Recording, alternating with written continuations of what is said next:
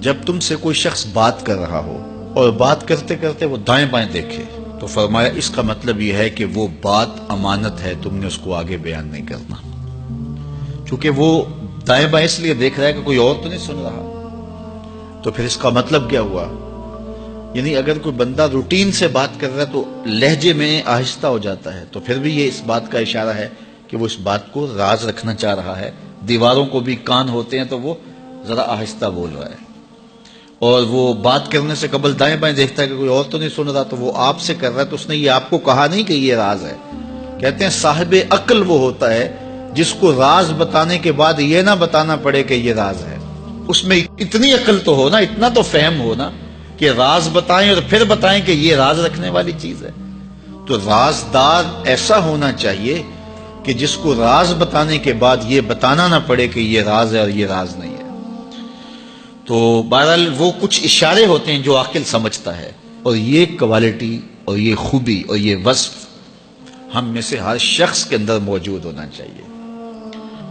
اگر کوئی راز کی بات کرتا ہے تو پھر اس کے اعتماد پہ ہمیں پورا اترنا چاہیے، وہ راز راز ہی رہے۔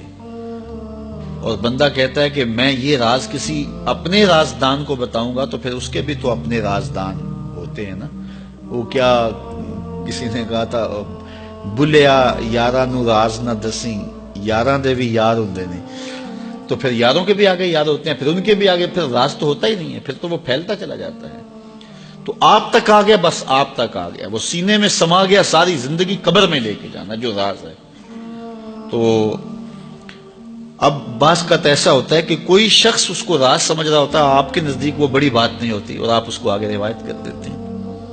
تو جب اس نے آپ کو راز کے طور پہ کہا ہے، وہ بڑی بات نہیں بھی تھی، لیکن آپ اس کو راز رکھیں گے تو یہ بڑی بات ہوگی کہ اس نے راز سمجھا اور وہ بڑی بات نہیں تھی، لیکن آپ نے اس راز کو راز ہی رہنے دیا اور ساری زندگی اس راز کو جو ہے وہ فاش نہیں کیا ہے، تو یہ ایک بڑی بات تھی۔ تو یہ حضور علیہ الصلوۃ والسلام کا فرمان ہماری اخلاقی قدروں اور ہماری زندگی کی خوبصورتیوں کی ضمانت ہے کہ جب کوئی شخص تم سے بات کرے اور بات کرتے ہوئے دائیں بائیں دیکھے تو تم اس کو راز سمجھو، اور وہ تمہارے پاس اس کی امانت ہے، تو امانت کے اندر خیانت نہیں کرنی چاہیے۔